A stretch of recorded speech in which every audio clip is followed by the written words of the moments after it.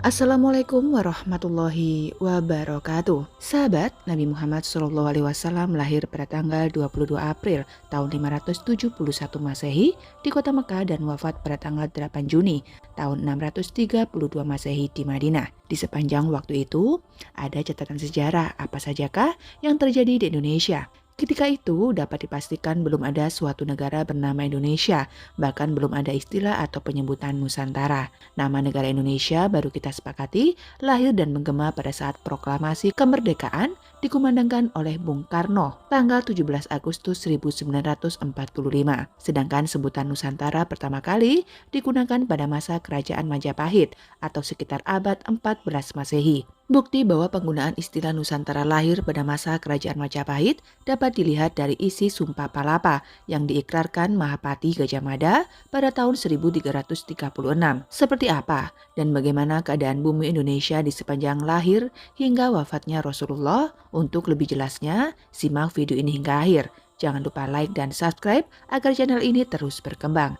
Terima kasih. Peradaban awal di Indonesia, Ibnu Katsir dan Imam As-Suyuti yang memperkirakan bahwa Nabi Adam diperintahkan turun ke bumi oleh Allah pada tahun 5872 sebelum Masehi. Pendapat ini tertulis dalam kitab Qisasul Anbiya karya Ibnu Katsir dan Badai Az-Zuhur karya Imam Suyuti. Itu berarti Adam dan istrinya Hawa turun ke bumi kurang lebih 8.000 tahun yang lalu, terhitung dari masa saat ini. Namun demikian, ada juga ilmuwan yang berpendapat bahwa Nabi Adam turun ke bumi jauh lebih lama dari apa yang disebutkan oleh Ibnu Katsir dan Imam As-Suyuti. Sementara itu, menurut beberapa sumber resmi sejarah Indonesia, Homo sapiens atau bahasa agamanya Bani Adam yang pertama kali masuk ke Indonesia atau ke bumi Nusantara diperkirakan terjadi sejak 100 tahun yang lalu melewati jalur pantai Asia dari Asia Barat hingga pada sekitar 60.000 sampai 70.000 tahun yang lalu telah mencapai Pulau Papua dan Australia. Gelombang pendatang yang kedua berbahasa Austronesia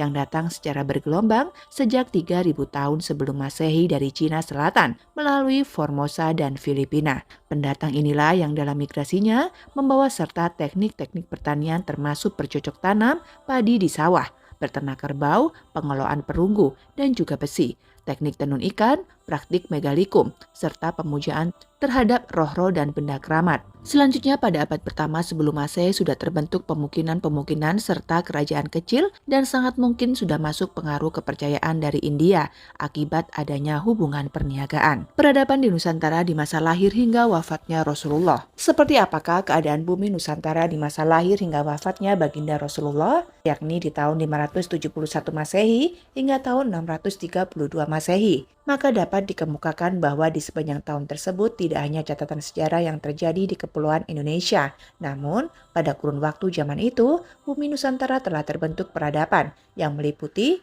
1.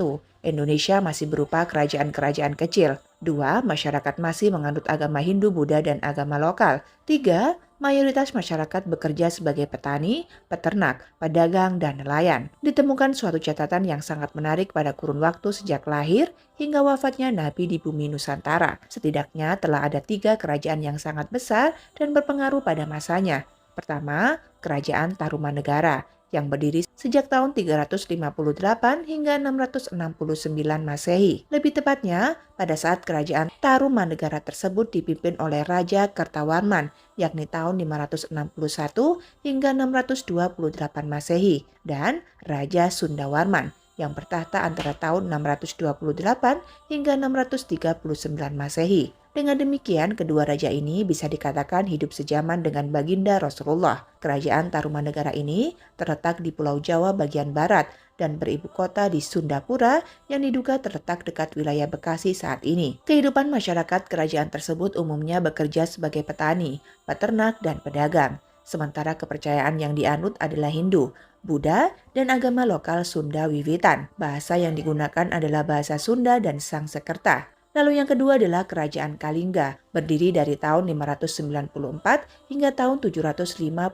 Masehi. Raja yang diperkirakan hidup sezaman dengan baginda Rasulullah adalah Raja Prabu Wasumurti, bertata dari tahun 594 hingga tahun 605 Masehi. Kerajaan ini terletak di pantai utara Jawa Tengah dan beribu kota di sekitar Pekalongan dan Jepara saat ini. Kehidupan masyarakat umumnya bekerja sebagai nelayan, petani, dan juga peternak. Kepercayaan yang dianut masyarakat adalah agama Hindu, Buddha, dan agama lokal Kejawen. Bahasa yang digunakan adalah bahasa Jawa kuno, Melayu kuno, dan Sanskerta. Lalu yang ketiga adalah Kerajaan Kutai Martapura. Berdiri di tahun 350 hingga tahun 1605 Masehi. Rajanya yang hidup sezaman dengan Rasulullah adalah Raja Wijaya Tunggawarman yang bertata pada tahun 590 hingga 637 Masehi. Kerajaan ini terletak di Pulau Borneo, persisnya di wilayah Kalimantan Timur saat ini dan beribu kota di Muara Kaman. Kepercayaan yang dianut masyarakat adalah Hindu. Bahasa yang digunakan adalah bahasa Melayu dialek Kutai. Masih ada satu kerajaan lagi yang berdiri di Pulau Sumatera, yakni Kerajaan Melayu yang berdiri di hilir Sungai Batanghari yang bertata pada sekitar tahun 603 Masehi. Kerajaan ini merupakan hasil konfederasi dari para pedagang yang berasal dari pedalaman Minangkabau. Sebuah teori mengatakan sebelum diutus menjadi Rasul, Nabi Muhammad adalah seorang pedagang di abad ke-6 Masehi. Mungkin sekali pernah mendengar nama Barus yang bahkan telah disebut oleh Claudius Ptolemaeus sebagai wilayah di gugusan Pulau Sumatera penghasil rempah paling top KW1 sedunia. Kemper juga kemenyan dari Barus digandrungi semua saudagar Timur Tengah bahkan Ramses, Julius Caesar, dan Nefertiti dimungkinkan mengenal legenda tentang kapur Barus, tidak menutup kemungkinan Nabi pun mengenal tentang legenda ini. Peristiwa di Kepulauan Nusantara yang tercatat dalam masa kerasulan Nabi Muhammad. Tahun 610 Masehi, Nabi Muhammad memperoleh wahyu pertama, yakni pada usia 40 tahun di Gua Hiro Jabal Nur Mekah, di bumi Nusantara. 2 tahun setelah Muhammad menerima wahyu, yakni di tahun 612 Masehi, Wretika dan Yun, putra Mandikmaya mendirikan kerajaan Galuh yang kemudian tunduk di bawah Tarumanegara di masa Raja Kertawarman yang berkuasa antara tahun 561 hingga 628 Masehi. Teks Cina menyebutkan bahwa di tahun 614 Masehi, artinya 4 tahun setelah Nabi Muhammad menerima wahyu, ada utusan dari Jawa yang memberikan hadiah kepada Kaisar Tiongkok berupa 2 orang budak Sengsi. Kala itu Tarumanegara dipimpin Raja Kertawarman. Artinya telah terjadi hubungan diplomatik antara Tarumanegara dengan Kekaisaran Tiongkok pada masa itu. Sejarah Islam juga menulis peristiwa Isra Mi'raj terjadi pada tahun 620 Masehi. Di kurun waktu yang sama, Kerajaan Sriwijaya sedang berkembang pesat dan menjadi kekuatan maritim yang besar di wilayah Asia Tenggara. Bahkan pada tahun 620 Masehi, Sriwijaya berhasil mengarahkan kekuatan maritim Kekaisaran Tiongkok dan menegaskan kekuasaan Sriwijaya di Selat Malaka. Demikianlah sejumlah catatan sejarah yang terjadi di bumi Indonesia yang sezaman dengan kurun kelahiran hingga wafatnya Rasulullah. Wabillahi taufiq wal hidayah. Wassalamualaikum warahmatullahi wabarakatuh.